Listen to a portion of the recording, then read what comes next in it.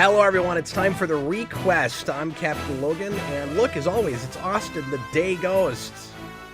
I contemplated doing like an intentional I left my mic up joke, but then I was like, you're not going to believe me that it was intentional. I'm just going to not do it. Shall we? And then you have to explain that it's for a gag, and that it's really awkward. I guess you could have told me Yeah. about it ahead of time, and then maybe the joke could have been, I'm pretending like I don't know you're silent, and I'm just responding like I know what you're Oh, saying. there you go. It I could have should have been had more that. forethought. Or we could have both done it. Hmm. It would have been like just like 3 minutes of us just like pantomiming, but like really over the top, Yeah, like get like real Italian with it. and then come in with a lot of like eyeshadow and like white face paint, like just really do it up. Oh no. It would have been great. Mhm. Just make it, and then we'd be in black and white in the first place, and Cab we, would come in with a Charlie Chaplin mustache. yeah, and I'd get a live orchestra to come in and score it. Like it'd be the most expensive gag on the channel Exactly. Do like the little potato gag. for currently a 4-person audience. That'd be the best thing about it. It's like hardly anybody is watching, and we have all this production value. That would have been Exactly. wonderful. I'm sure they vastly prefer us just describing what we could have done. Somebody left while I said that. Anyway, welcome everybody. Thanks a lot for tuning in to ReQuest, the show where we talk about random things picked by you folks. And this time, a very random choice from one of our patrons. This one was picked by IronicPinball, one of our newer patrons. And thanks a lot to him for pledging on Patreon. And if you would like to make a request yourself, patreon.com/geekvolution, and the $15 tier is how you do that. You only have to be there for 1 month, and you can ask for a movie, comics, or a pilot and an episode or two of a TV show. Tonight we're going to do something that I don't know we've done on this show, Austin. I've reviewed documentaries in the past, and I'm something of a documentary guy these days. I watch a decent number of documentaries, most of them not this old. I don't think to go back to a lot of like decades old documentaries. And we'll talk about why that's a good idea with this particular choice. But anyway, this is a documentary series from 1980 called Hollywood. That's right, Hollywood. I'm saying it like the guy from the beginning of the Muppet movie. And you'd think that with that title, it would be about the history of film, American film, going all the way up to the year that it comes out. But it isn't that. It's about the beginnings of Hollywood and the silent film era in particular. And it is 13 episodes. We only watched the first 2 for this. Of course, didn't have time to watch the entire thing. And we always do, like I said, a pilot and then the next episode for TV shows. And that's what was asked for with this. So we have kind of an overview episode that it picks a few specific topics and really hones in on them, but it kind of jumps around the whole era. And then the first episode is the very, very beginning, where Hollywood has nothing to do with movies, and American film is kind of spread out, and people assume that it will stay in New York, but it doesn't. And it's about the early pioneers and the major directors before it becomes the giant industry that it will become after that. Yeah, I wonder how much more it'll jump around, because I feel like even in episode 2, like we're jumping forward like pretty quickly. Yeah, it's true. It seems like maybe it kind of picks a subtopic each episode. And Yeah, that's what I wondered. we'll jump around a little bit with that, because you're right, like by the end of that we're already dealing with movie stars and stuff. Yeah, I think. Trying to remember the last date. I think they say like 1917 is the last one I remember them throwing out in the second episode, which is like pretty far into the silent film era. So I have to imagine we'd have to go back and like I don't know. Yeah, probably. Because once you get into features, we're talking a good, what, 15-20 year period? I think it's I think like isn't like the golden age of silent cinema. It's like it ends around like 1921 or 29, somewhere in the 20s. Yeah, I yeah, I can't was gonna remember say it's exactly. late. It's like mid to late 20s. Because Yeah. they show footage at the beginning, and I thought this was a real cool kind of poignant way to open. They start with Jazz Singer, and they Mhm. go, here's where it's all going. And then they've got interviews with people still alive at that time who were there, complaining about how silent films ended, and how it's a whole medium that we don't have anymore. And nobody even talks about the Jazz Singer, but they're showing you that it's like this is what ends it. Uh, Mhm. and I forget what year that. I think it's like 26. Yeah, I can't remember offhand what year the jazz singer is. Something like that. It's going to be hard for this stream not to just be us like showing what we don't know about this topic, and trying to like rack our brains remembering what we just learned. Like I feel like this is a test that I didn't study enough for. Hmm. It's one of Well, those. I This is a I feel very at a it's a very academic with a capital A kind of exercise. no, I feel at a disadvantage because it's uh not the silent history I know. Like I do know some silent film history, but it's not so much what's covered in the first episodes. That's why I'm wondering if we like go back and stuff because there's certain things that I thought were like big omissions, but that could be answered It in a has future to. It's 13 episode. episodes, and they're all 50 minutes apiece. Dan's Den says the third episode is about the scandals and rise of the Hays Code. So it does look like they're hitting like uh, yeah, subtopics, Oh, okay. like major aspects of this whole thing that would cause you to jump around in history. Oh, okay. I mean, that's like a hard thing about reviewing like just the first two episodes. I feel like any criticism could just be answered in a future episode. Yeah. One thing I'll just start right with this, Austin. One thing that kind of struck me about this is Mhm. structurally, again, just with the two episodes that we watched, it is not that different from a lot of more recent documentary series, like miniseries that I've seen.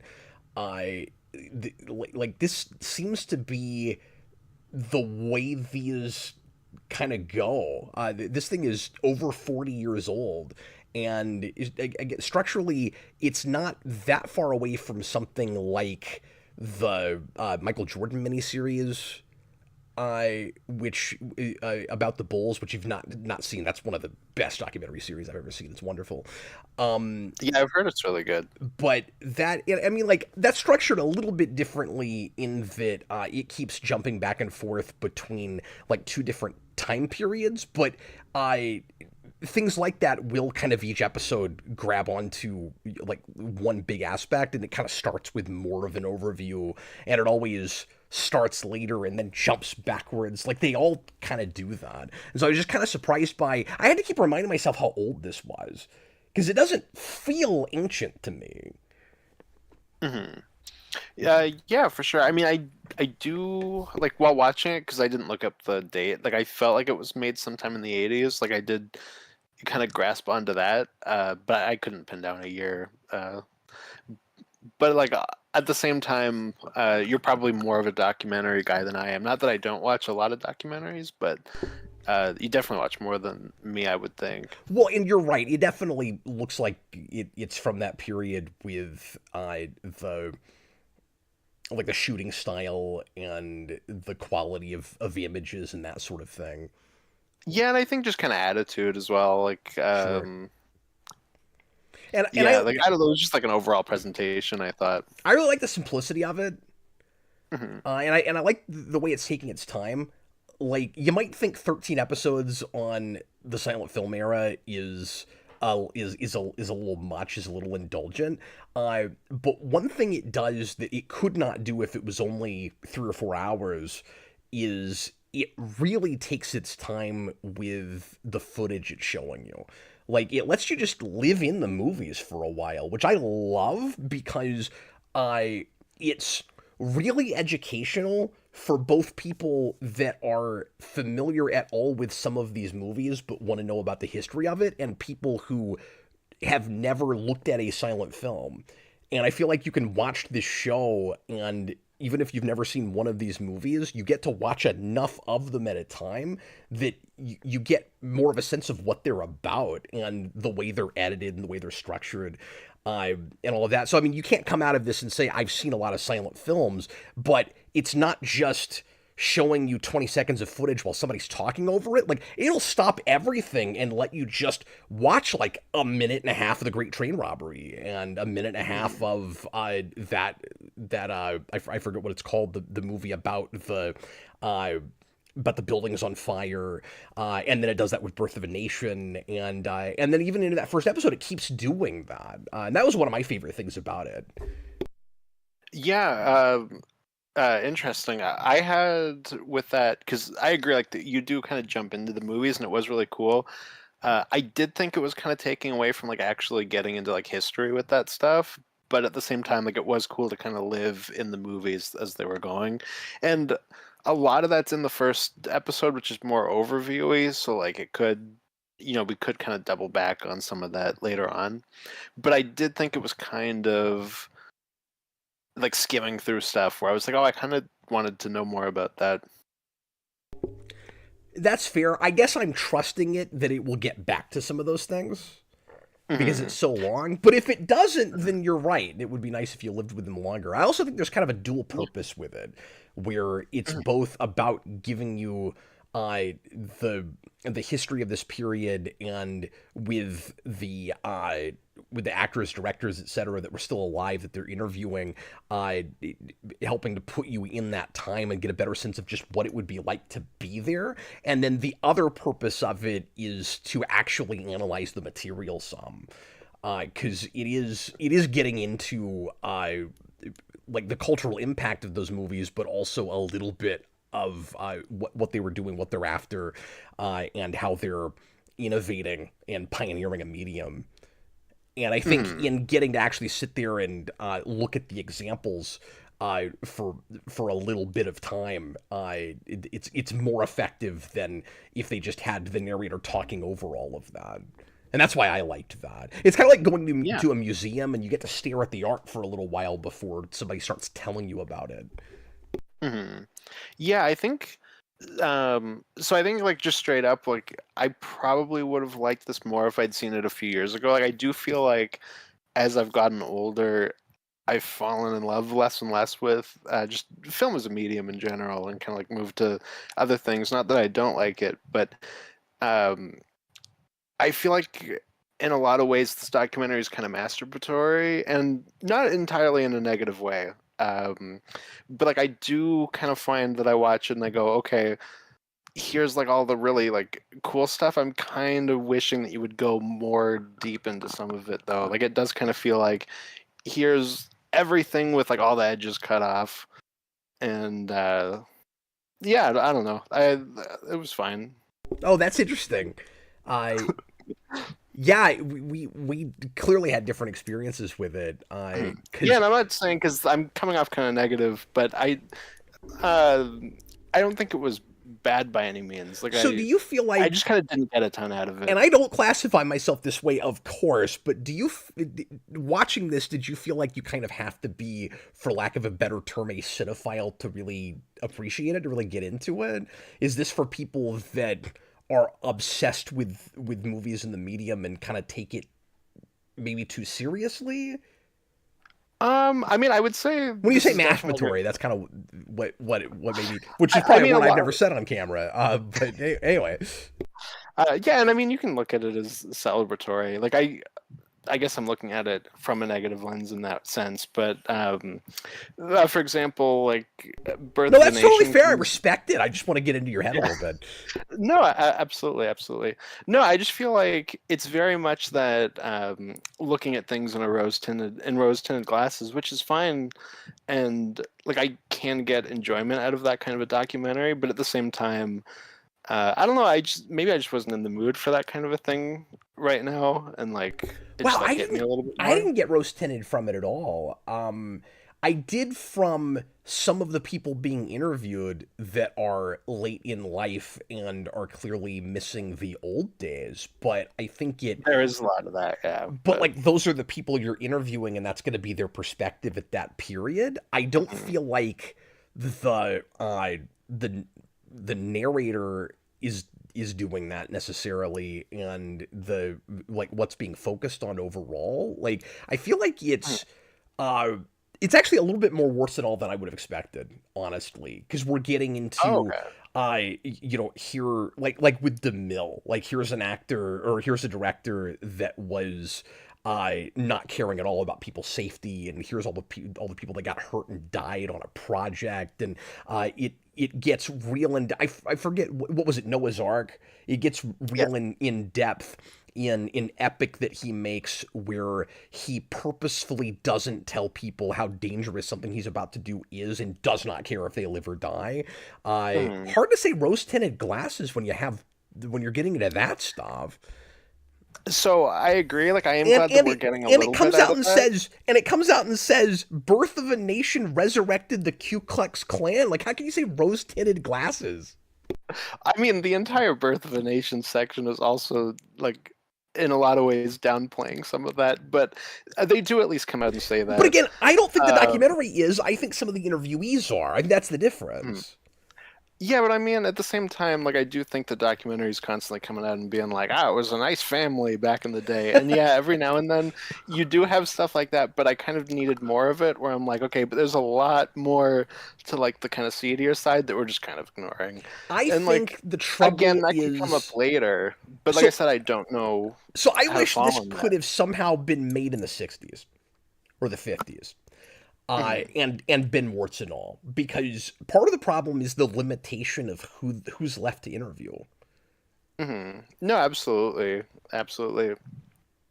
And yeah, and maybe that's not like a fair expectation, but that was just kind of something I had while watching it. But as I said, like, it's hard to judge because like there could be an episode that comes in later that's like, oh, here's much more of that. You know what I mean? Yeah, Yeah. no, It's absolutely. it's hard to say, And but if those like, first 2 hours were the whole thing, I would be a lot more critical of it. mhm.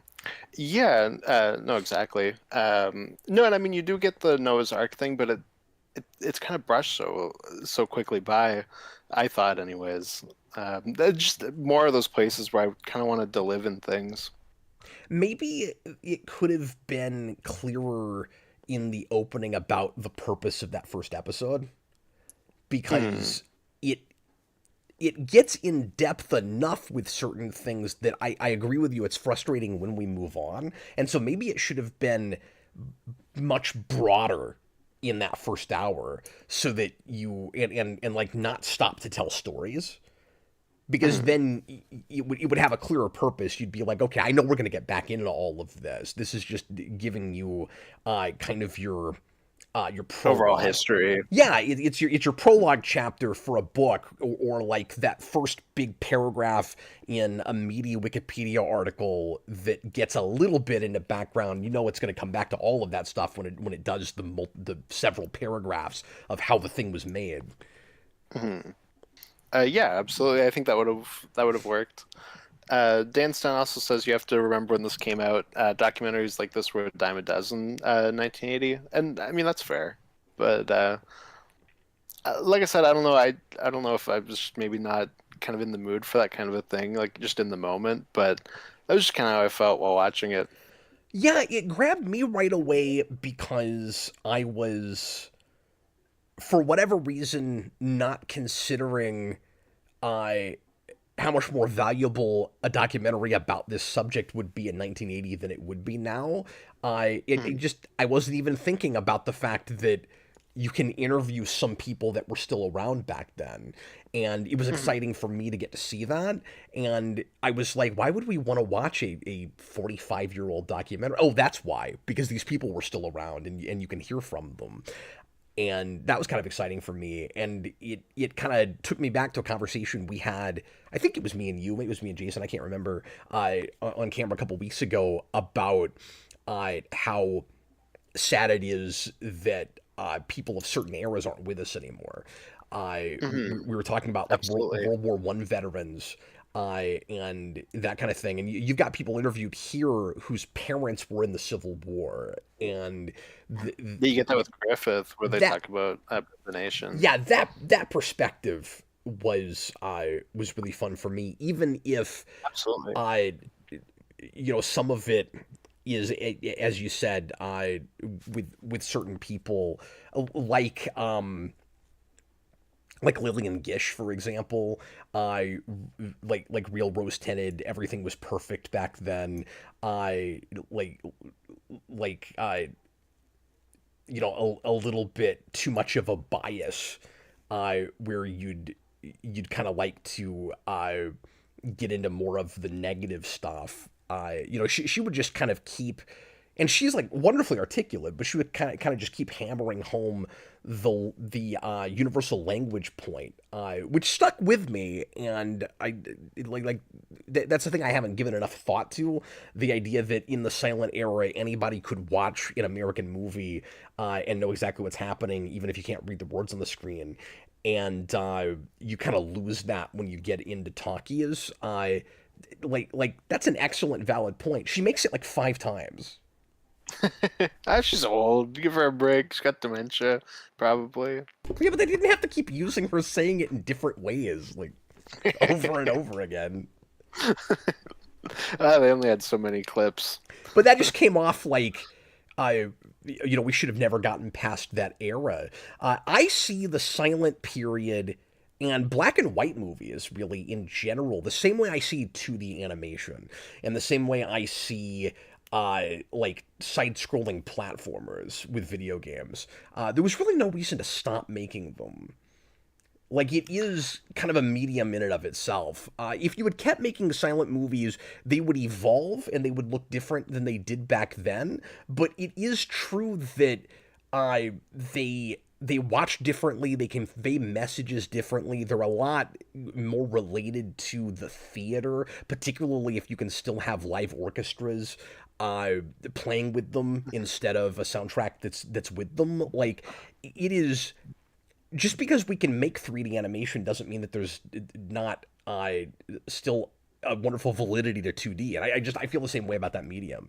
There's really no reason we had to completely stop making them. This made me want to make one. Like, I walked out of this going, yeah, I'm gonna do that. I should make one of those. Why can't you do that now? I'll get somebody to score it, see if we can get some live instruments. Like, it'd be fantastic. Yeah, I mean, I can kind of see it from both sides. But I do agree, like the fact that it completely went away is sad at the same time. There's another thing you said though that I was going to jump off of, and now I've lost. I'm sorry, I talked too long. That was no, it's okay. Gosh darn it, Cap! This is it's a silent film. You can't talk too long. Yeah, I don't know. Hopefully you'll think of it. Isn't it interesting that some of, because I read this, some of the players from that period in this, the actors and directors, etc., had never given interviews before this. Oh, really? That's fascinating. And when I told Jason that, he was like, "Well, yes, of course, because when they were making movies, there was no talking." I was That's really like, funny. "Come at any time between the years of 1928 and 1980." I'm also sure some of them, or at least most of them, have been in talkies. I would think. I would have to look into that, but maybe they got kicked out because they kept saying the same things over and over. Well, and of course, that's one of the reasons that some actors would have been bitter after the silent era, where there were a lot of people, like some of those movie stars that were gigantic then. I mean, this is what Singing in the Rain was about. I don't know if you've ever seen that musical, but it's got a humorous take on this, but there's truth in it. That there were actors that as soon as you put you put speech in it, they can't give that kind of performance. Either they don't have the right voice for it, or they like their strength was in pantomime and being over the top, and now you've got to be more subtle, and it's more capturing realism than it is being like a grand stage actor. Like it's different. So a lot of people lost work because of that, and you can see why Yeah. they would be bitter, and you'd have this bias uh, where it would be easy to say I don't like these new movies because I don't need like realism in these stories, and it's not the universal language and all of that. And like the real reason is you didn't get work anymore. Yeah, pretty much. I mean, hey, silent films did bring Russia and America together. That was something I learned. I didn't know that. It was really the Rocky Four of its day. It didn't.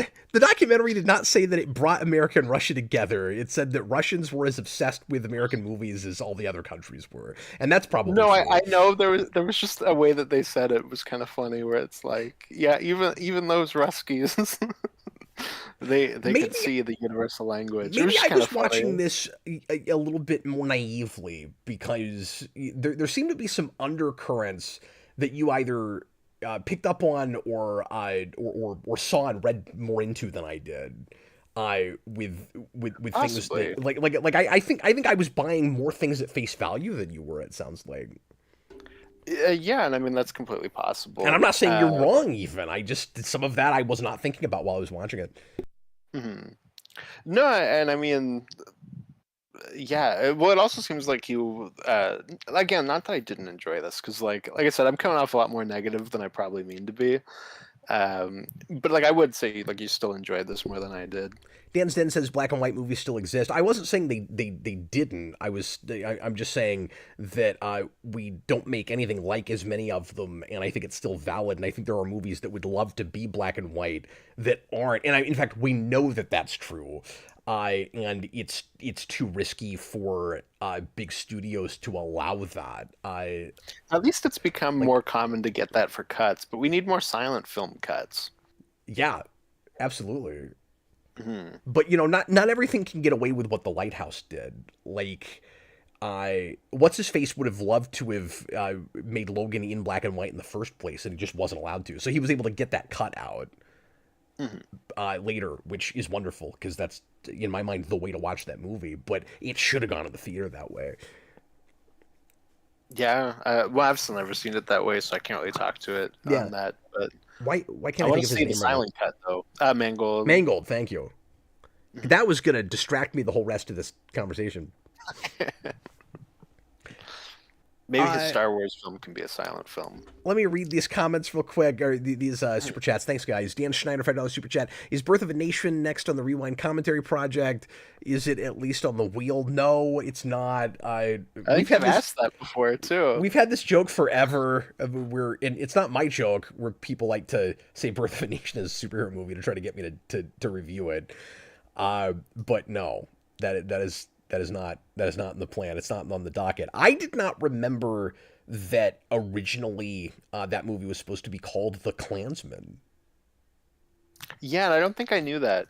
Uh, I was like, oh, that's cool. I actually also didn't know that it came from a play originally too. But that makes sense. Like a lot of kind of old Hollywood stuff does. Was it a play? I thought it was based on a book. I thought they said it came from a stage play, but I could be wrong. Maybe I'm thinking that's because some of it blurs together. Maybe there was something else. There, I thought that was the place where they they see on the screen adapted from the book, but maybe that was a different movie. I'm pretty sure it was, but I Oh, don't okay, know. yeah. Well, then it might be. I might have just misheard what they said.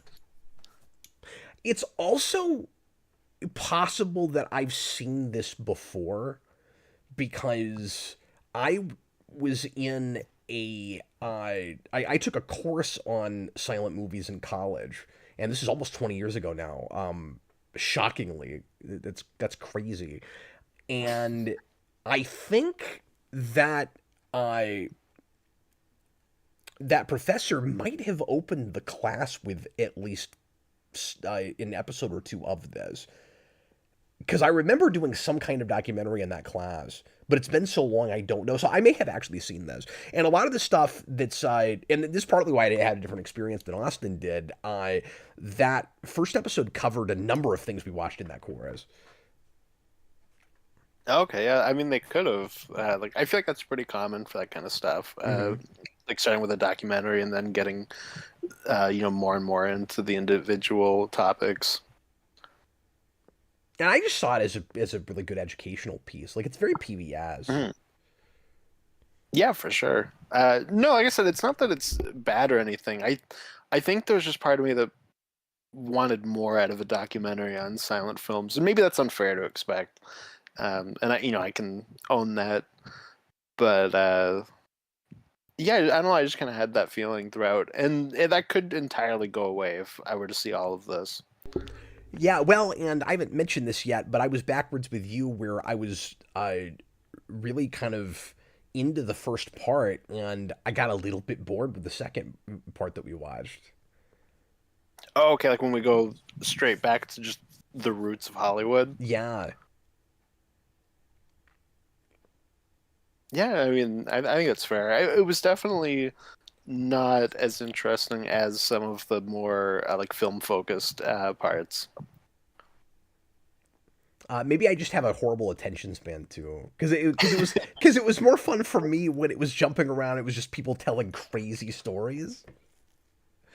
You know, it's like, and here's the time where DeMille just let people die and flooded a whole set and didn't care that there were people there. And here was the I time. thought it was very like New Hollywood. I was like, oh, yep. And here was the Something's never time changed. when they made a Laurel and Hardy movie, and they paid somebody to use their house and destroy their house, and then they were going to rebuild it for them, and then not literally, but like break a lot of things in their house, and they were going to put it back the way it was. I don't know how exactly they were going to accomplish this, by the way. And then they accidentally went to the wrong house, and like a couple doors over, and they like destroyed these people's house. And so the couple shows up like 2 days early, and suddenly the director realizes that they went to the wrong house. And I thought that was a lovely story. That really made me laugh. Yeah, that story was pretty funny. So I don't know. It was more fun for me when it was just jumping around. It was that stuff, and the more kind of again broad points about how it was. And maybe you're right. Maybe this is a little bit too romantic of a notion, but I appreciate the idea that people that were there felt this way. That silent film seemed to be like bringing the world together in a way that talkies couldn't. And just some of those broader points were kind of grabbing my attention more than when we got into Yeah. the real like early days of Hollywood stuff. Yeah, there was a quote that really hit me, and I was like, "Oh, that's really fascinating." And it was something about that, and now I'm like digging through my brain trying to remember what it was, because I know when we walked in on this, I was like, "Okay, I have it ready to go." It was something along those lines, though, in terms of just the power of silent films. And now the line specifically is not coming to me. I'm sorry. No, it's okay. It's just one of those days, I guess. Well, I also like the point about how much more active in experience it can be for an audience. That you've got to like really pay attention to everything's happening because it's all visual and not auditory, and so if you move your head, you could miss something. Now, I also thought that was maybe a little overstated. Where I think it can be It that definitely way, is, but it isn't. It was an interesting point. It isn't with every movie. Where like somebody said, "Well, you can't eat popcorn when you're watching a silent film," and I'm like, it depends on the silent film, right? Like when they got into like some dramas, I get that, but like when you're doing slapstick comedy movies, like if you miss something, it's not like it's gonna be a major plot point or something. Like, One who eats popcorn like this? Like, don't most people just do that? yeah. I know he was joking, but I don't think he was joking. I think that guy was. I don't remember who that I was. had to assume that he was exaggerating because you're right, it was overstated. No, because he said it as if popcorn wasn't invented until after silent movies. That's the way he Well, said the other it. thing he says is you can't look down to open your candy wrapper. But again, it's like, It's like I, you know, I don't need my eyes for that. It's yeah, fine. And again, you can look away from the screen for he's an 3 old timey seconds. gent. He's exaggerating. You can look away from the screen for 3 seconds during a Laurel and Hardy movie. It's okay.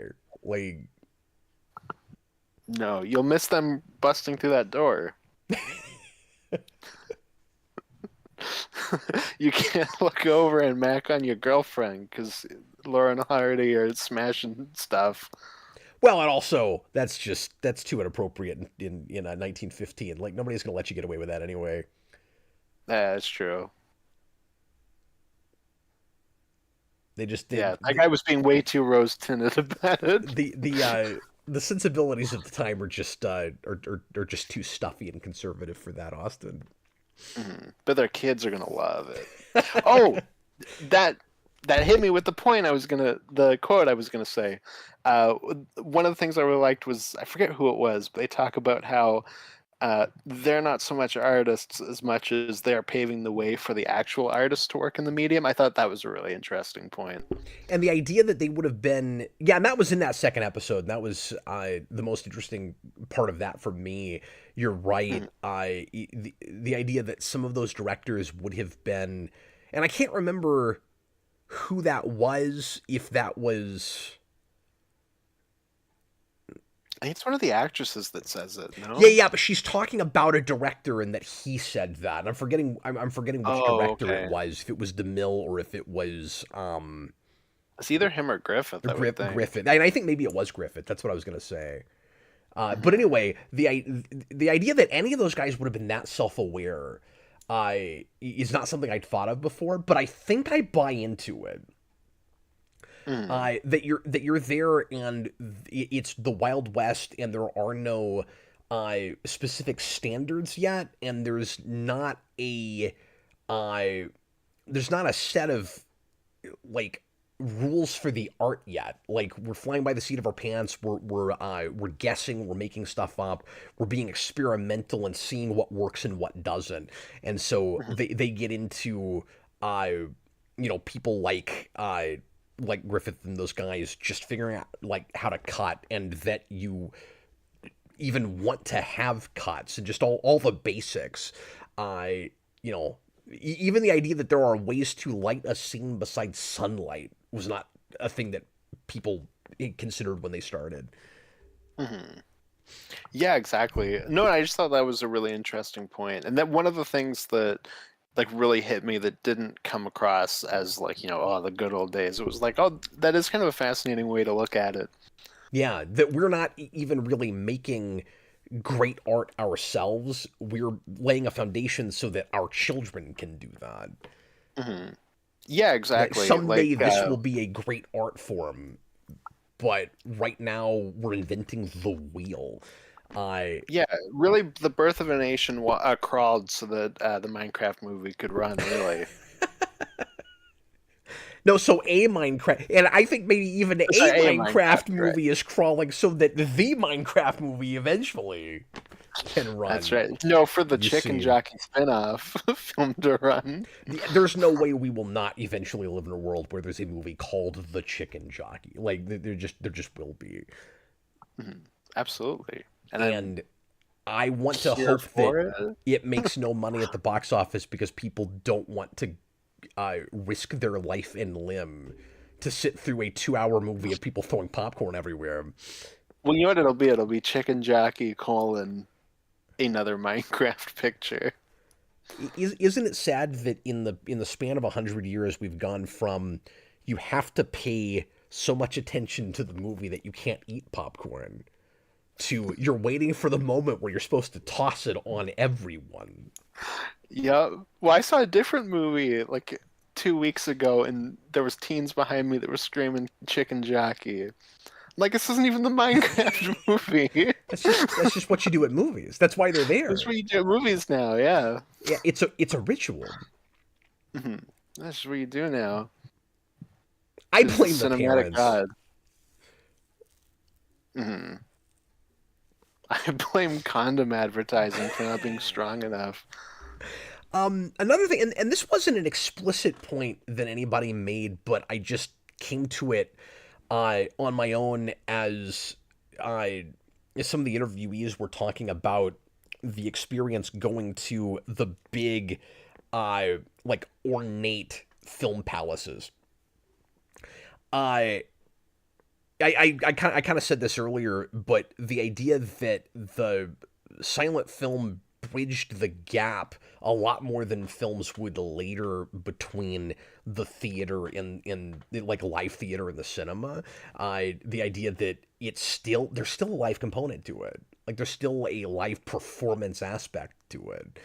I hmm and I like that they kind of hammered that home. But the idea of it being such a gap bridger from the theater wasn't something that was really discussed, but that kind of just jumped out at me as they were talking about that. And it was also interesting the discussion about how in the early days, uh, like serious uh, theater actors would turn their nose up at it uh, because they saw the theater as superior. And I appreciated the actress who said, and we have to face it, in the early days, it was. Like, hmm that was another Yeah, that really was kind of something I. self-aware moment where you're not just taking up for your medium because you're involved in it. It relates to the point that you were talking about, Austin. That it's not there's not any high art here yet. We're just getting the thing started. Mhm. Yeah, exactly. Like testing the borders to find where they are. Yeah, that was something I knew going into it. Her point about it's kind of funny, where she's like, I knew all about racial discrimination because I was an actor in the films."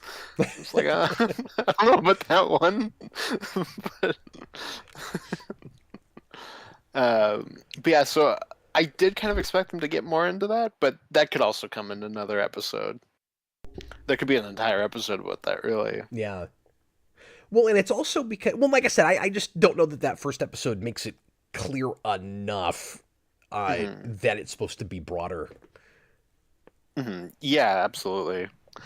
Um, yeah, because it's very kind of scattershot and jumping around, and even just from the first two episodes, it's surprising how much of a lack there is on the comedy side of the silent film, just given how big of that it was. But I imagine they'll get a lot further into that later. Like we Yeah. get a little bit of that with Laurel and Hardy, but Laurel and Hardy are also like kind of late. Like I think they don't really like kick off until like 21, I think. Yeah, I mean, it hardly even mentions Chaplin yet. I hmm think I think that's because it's focused so much on at the start what makes the movie medium like hugely popular and a worldwide phenomenon in the first place. And Yeah. so it's focused on the epics and the dramas that got us there, and it makes a good case. I mean, this goes without saying, but like it makes a good case that uh, Birth of the Nation is kind of the beginning to the end of, and now Hollywood is like on top of the world. Yeah, for sure. Uh, yeah, because like right from the get-go, I was just kind of surprised that we didn't get into Fatty Arbuckle at all, just because he kind of kicks off Chaplin and Buster Keaton, and is both a director, actor, oh, and an editor, I think, as well. So, but I mean, that'll come later. I'm sure there's going to be a whole episode on comedy, uh, Mhm. Well, but and then it Dan is. Sten just came out and said that there is. But like you said, it is curious. There you go. It is curious that Laurel and Hardy just randomly there's a section on it. It's almost like they're going, well, we need to hit each of the major story genres in some way. Maybe this is kind of a structural problem, but they're not making it super clear they're doing that. So it's like there is kind of a section on dramas and there's kind of a section on comedy, but they're not really like pulling the curtain back and going, and then over here, here's what was happening with the dramas. It's kind of more just we'll tell a story about that, and then we go to Laurel and Harley and we tell a story about that. It's like, why now? Like you're right. That's a little random. Yeah, I just thought it was like a weird structural choice. But Like they're kind of just struggling to figure out how to get going. Yeah, and do you think like it would have been more effective to not even have the overview episode, to not have the prologue, and just jump right at the beginning, or maybe just have a little 10-minute overview that's real scattershot, and then go, okay, in 1885, like. Yeah, I mean, I think you could have gotten away with that. Maybe they were worried that they wouldn't hook viewers that way, since it is a series. And that's what it has in common with current docuseries. Is like, yeah, they for sure. they all got to do that, like they all specifically have to do the 2-period thing where we are jumping back and forth between 2 periods specifically. Yeah. And I'm a little tired of that. Like I said, the Michael Jordan series does it masterfully, and then after that, I kind of don't need that anymore. But yeah, like, for sure, you will never see a documentary on the O.J. Simpson trial that doesn't open, that within the first 5 minutes you don't hear the verdict. Like, I have heard, because I've watched a lot of material on that, and I've never talked about this on the channel, I don't think, but I don't think, maybe we have, I forget. But you and I have talked about this privately, but I don't think ever on the channel. That's why I can't remember. But yeah, I have heard that juror flub over saying Orenthal J. Simpson like 135 times. And then, of every course, OJ documentary also has to open with the shot of him messing with the gloves. Yes, every time. And then and the Bronco chase, and then every time you jump back and he meets Nicole at this time at this restaurant. And, yeah. He was a football player and he got a lot of field goals. Oh, you're right. They either start with he met Nicole Brown Simpson at this point, or it starts with he's running in the Hertz commercial. That's the other one.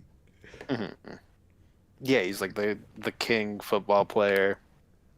I also got we also got a super chat. I'll get off OG Simpson. We also got a super chat from Bob the Hun, $2 super chat, who says that I have said masturbatory on Geekvolution before. I wonder if I was also just quoting another person saying it, or if I on my own used that term, because I kind of doubt I did. I think it was the first thing you say in the Endgame review. Oh, maybe so. I don't know. No, probably not. Somewhere. Though. Probably not, though. That's just not a word that tends to be in my vocabulary. Like, I know what it means. I just. I would hope so. But yeah, I wasn't as down about that aspect of Endgame the first time I saw it. So I doubt if I said that. Eric probably said it. Yeah, probably so. But anyway, well, what else do we want to bring up about this? I have to mention my favorite Birth of a Nation bit, where we kind of talked about this privately, where like I think we both agree that she probably just misspoke and like said it awkwardly. But one of the actresses is like, Birth of a Nation really like kicked off racial issues in America, and it's like, I think you mean they exacerbated them. I don't know about started them, but I just thought that was amusing. Yeah, I just think it was poor word choice. No, and I agree completely. Like, I don't think she meant issue. I think she meant incident. Because. And I would assume they'll go even more into that later on, but because we get a good beginning of a discussion about whether, in the grand scheme, Birth of a Nation was good or bad for society, and I like that and that's why I wasn't with you as much on Rose Tinted Glasses, because I like that the documentary itself does not come down on that really. It's very like, okay, here's how that was like vital for putting films on the map, and like why it's an important thing and why it was good for the medium right then. But here's the drawback societally. Yeah, and I think, and it's hard to say because I could see it going either way. Like I could see them not going back to that again because they do spend Yeah. like a considerable amount of time on it in that first episode.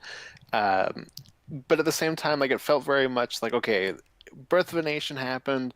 It there was some like racial like riots and whatnot, and then every interview after that is completely downplaying it and being like, "Oh no, like it's fine, whatever."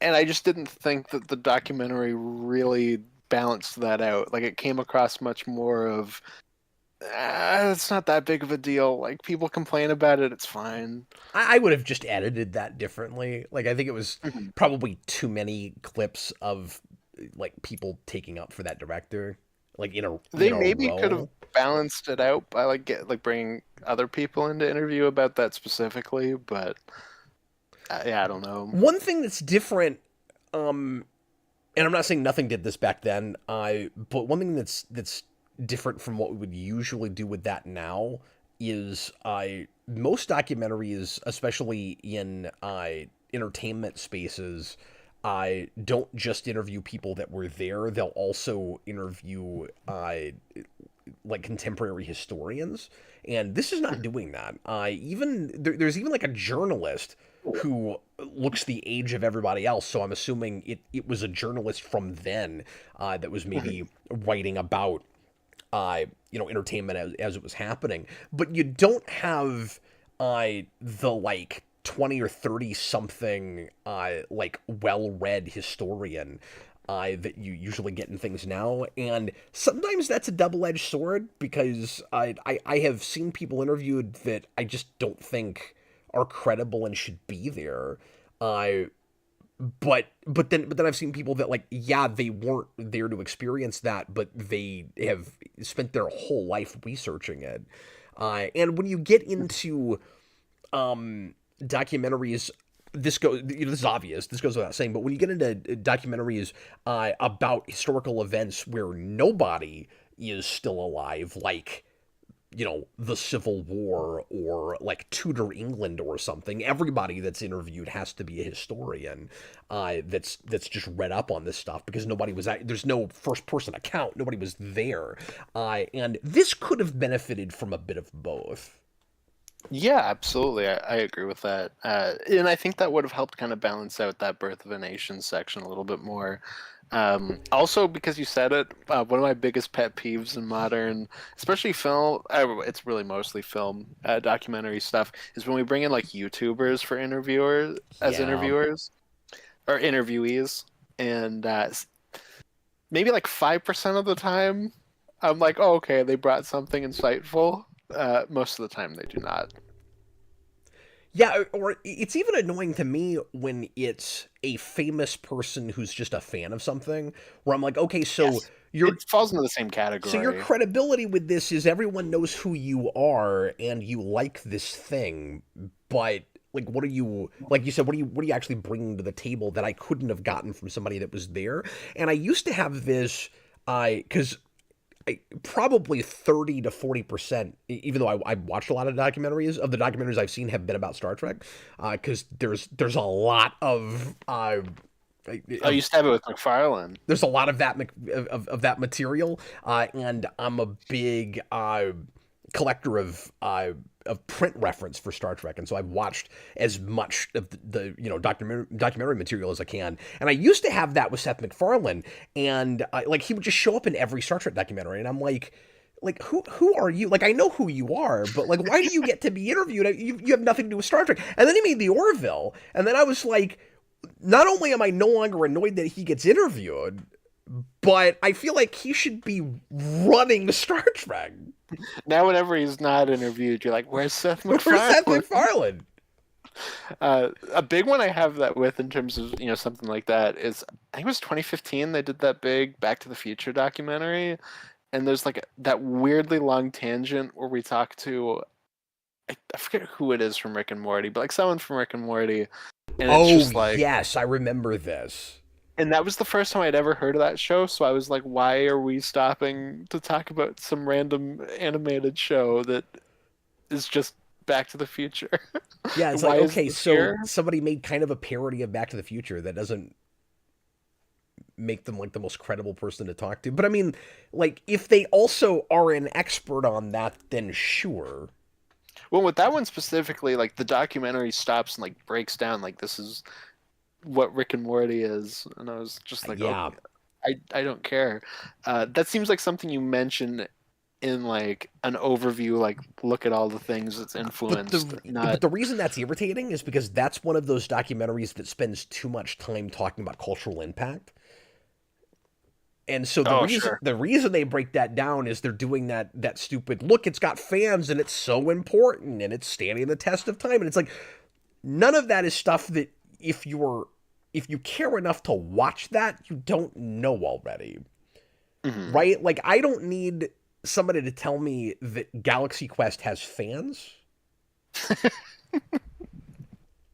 Yeah, you yeah, know? And absolutely. like that's a Yeah. cool documentary when it's talking about the making of the movie, but it spends like a third to half of its time. That was Never Surrender. That came out a few years ago. And when they're talking to actors and stuff, it's great. But then they just get into like how big of a cult classic that is, and they start interviewing fans, and I hate that. It's like I don't get anything out of that. You know what the worst tangent in any documentary ever made is?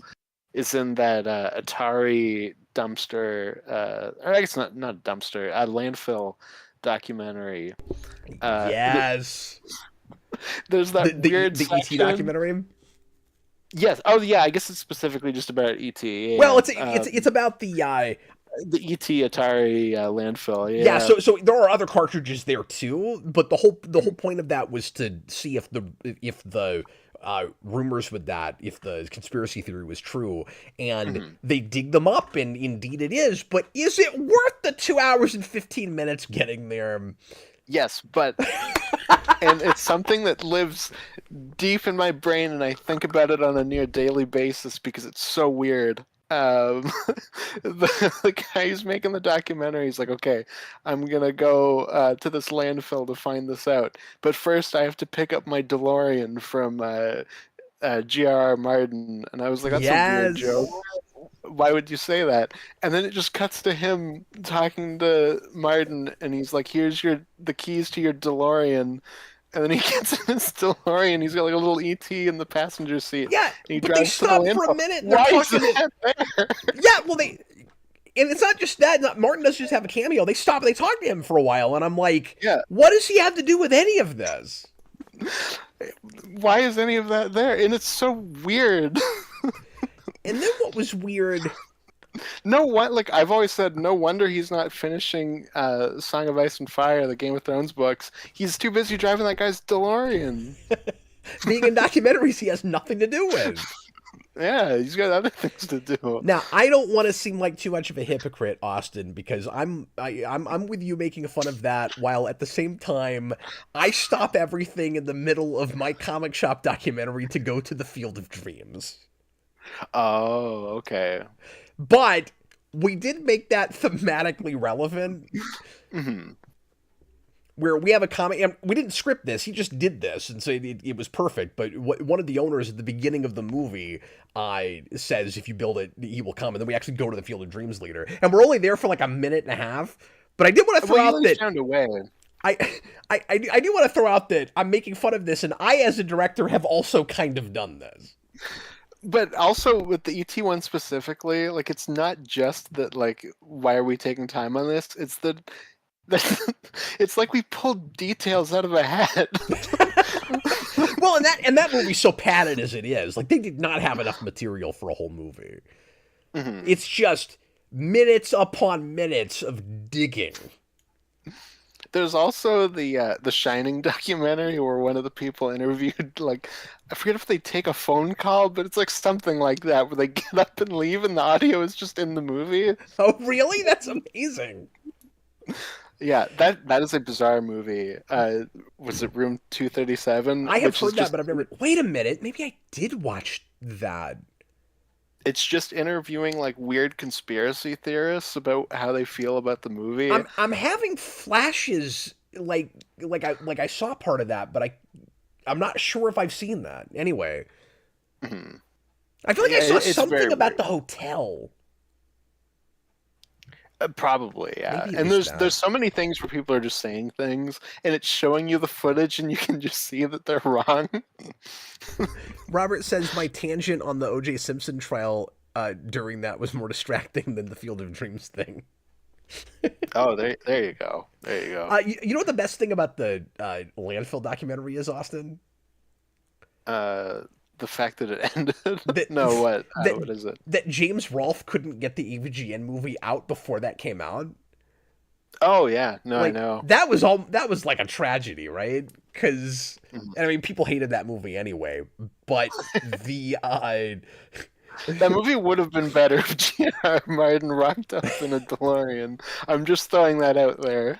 That but also belonged like more in that the whole movie thing than the is about documentary. the whole thing is about conspiracy theories, and he makes up a whole like ridiculous like actual alien conspiracy to explain the ET cartridges, and then like weeks before he because that movie came out very late from when it was supposed Mhm. to, weeks before that movie finally comes out, we have definitive proof that those exist and we know why they're there. Mhm. It That is funny. that kind of ruins it. What can you do? Well, anyway, but I think this thing is worthwhile. If especially if you're not at all familiar with the history of silent film, I think that even though Austin's right, it brushes over some stuff because it's going to focus on it later.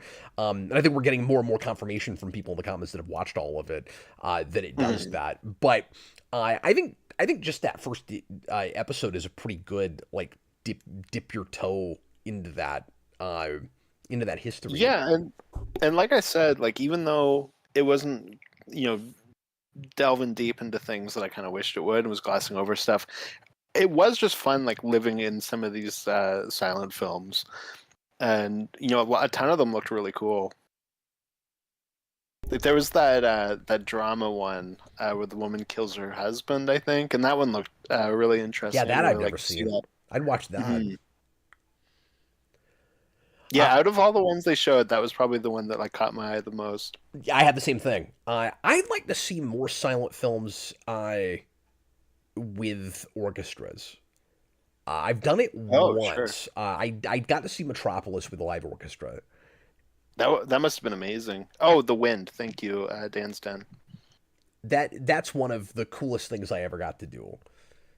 I bet that'd be awesome. Well, that's another thing that was curious about that first episode is it doesn't even mention uh, any of the big foreign stuff, and I realized that it's about American silent movies, but certainly there's a big impact on our stuff from Fritz Lang and some of those guys. So it was a Yeah, little odd to see a silent film thing that at no point whatsoever references German expressionism or any of that. yeah, I had that especially like how much they're like hammering in like Hollywood's like big hold on everything. I was kind of like, are we just not going to mention any of that stuff? Like I was a little bit more forgiving because I was like, I guess like it's like a Hollywood like just specifically about that, but it would have been nice to also go. And then there's this. I imagine that has to be an episode where we talk about that, right? Even if it's just here's how we influenced them. Well, and in their defense, I think I mentioned this at the beginning. This is a British uh, effort. So like Mhm. it's not like Americans making a thing where they don't care about the rest of the world. Like this was a British production, and Mhm. I don't know how many years later, but the same team came back and did the same thing with European silent film. Oh, okay. Well, there that's neat. there is a follow-up series to this where they get into the British stuff and the German stuff and Mhm. all of that. But it was just again kind of a weird structure issue for me where at the point where they say I there used to be a lot of because I like that they make the point about how much higher quality and more experimental and interesting a lot of the British efforts were, where they kind of make the early American efforts look like a prototype for crappy mindless television. That Oh, okay. that was a Yeah. thing I had where it was like, here's the obvious easy formulas, and we're just like rushing these things out every week, and we'll build like a real cheap, easy like 3 wall set that you can't really do anything in, and then they show you a couple of clips from like foreign movies that they don't even name, where they're like, look how much more like grand and interesting this is, and then later when they go, and then here's the point where a lot of those houses shut down and 90% of the movies that people were watching worldwide were American. I was like, how are you not mentioning some of those directors? Mhm. And just going, Yeah, here's the even guys that had this huge impact that never you don't get to see again. yeah, maybe even, when they're talking about the overall, world stage aspect where they're like, oh, people in India and China could watch a silent film, like even those darn communists could watch them. You maybe could have had something there where it's like, and then Yeah, also, other countries started to do their own. I don't know, something. but at least they mention that there's more innovation happening over there Hmm. initially. Like I like that they brought that up, Yeah, for sure. and it's at least not like blind patriotism because it's not even Americans making it. Mhm. Yeah, no, that's true. So there's that.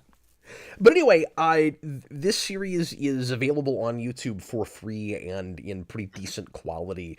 I didn't put a link to that anywhere, but you can just look up Hollywood 1980 documentary, and you'll find the whole playlist for it.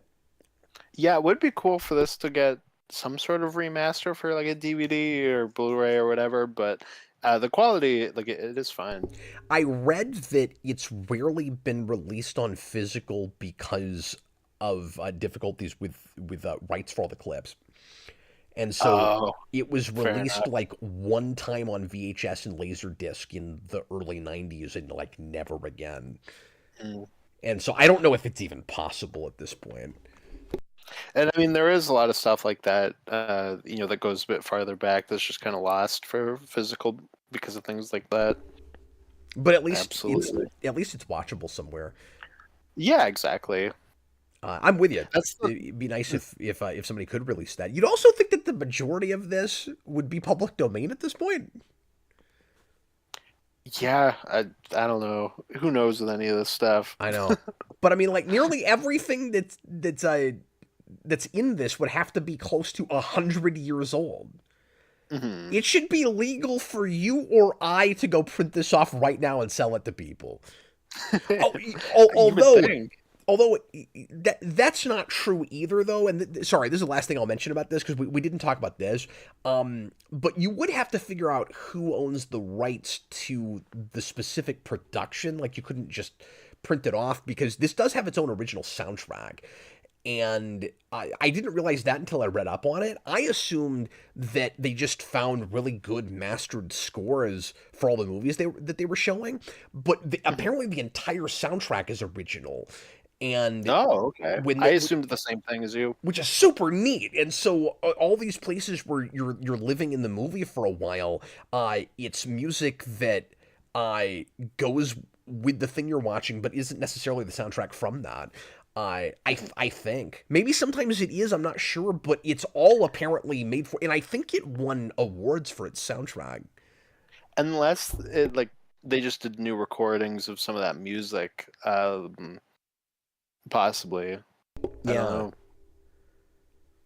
know. But I was suddenly way more impressed with it when I found out that the score was entirely original because it's so Mhm. authentic. I just didn't even I didn't even get that. Yeah, no, exactly. Because I want to say, and I haven't seen Birth of a Nation, so maybe it's not true, but like I want to say that it is like Ride of the Valkyries that plays during that scene. Yes. Yeah, I thought so.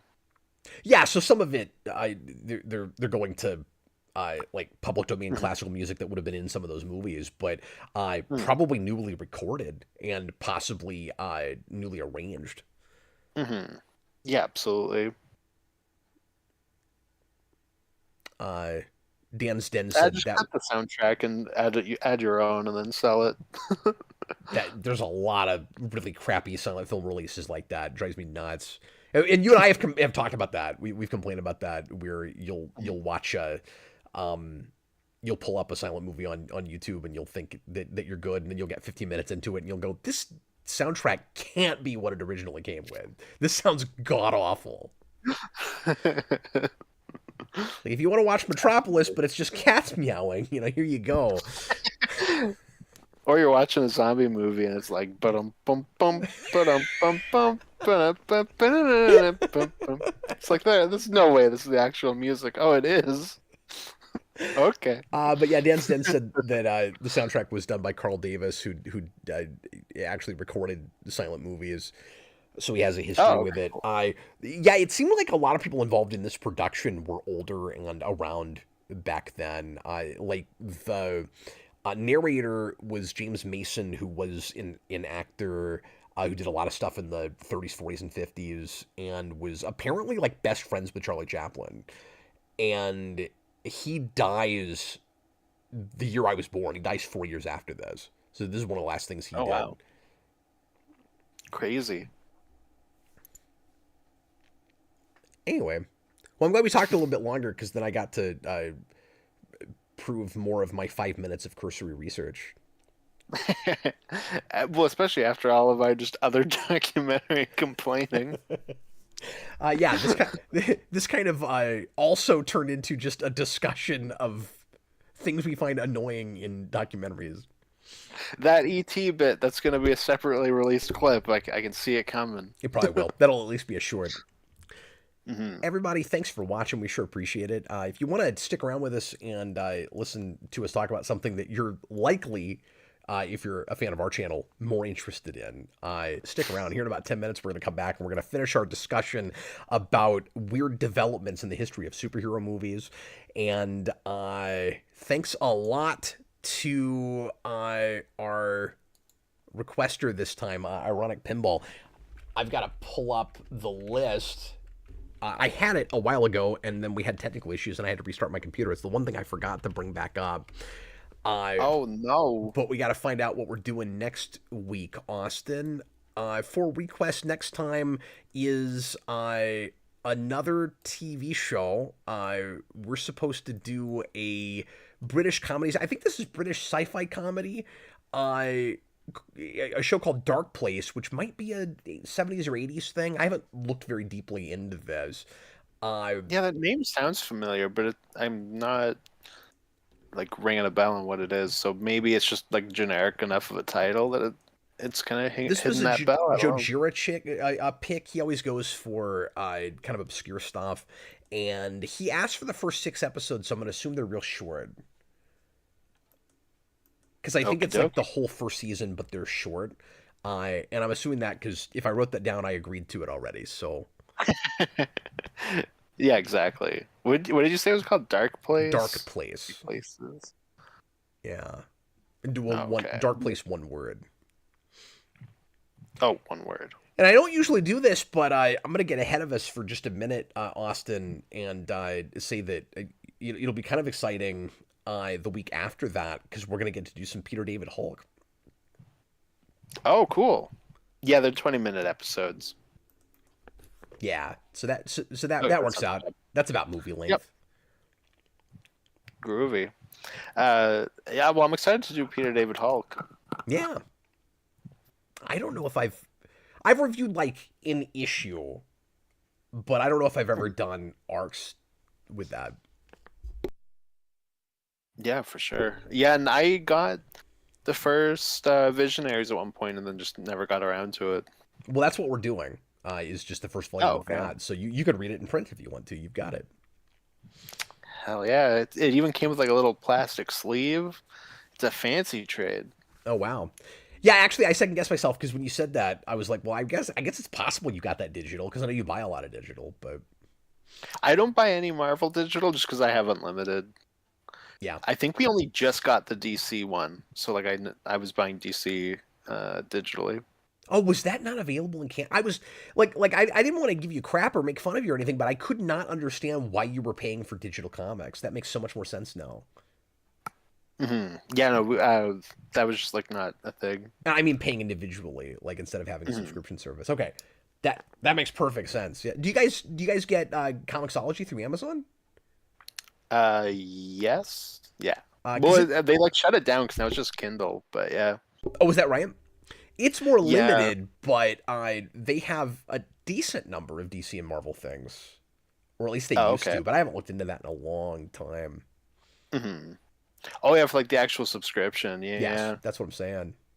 hmm Well, anyway, Yeah. I'm sorry, sorry you're saying. No, I was just, yeah. I don't know. Join us again here in a few minutes, and in the meantime, thanks for watching, everybody. I was Captain Logan, and this was Mhm. Austin the Day Ghost.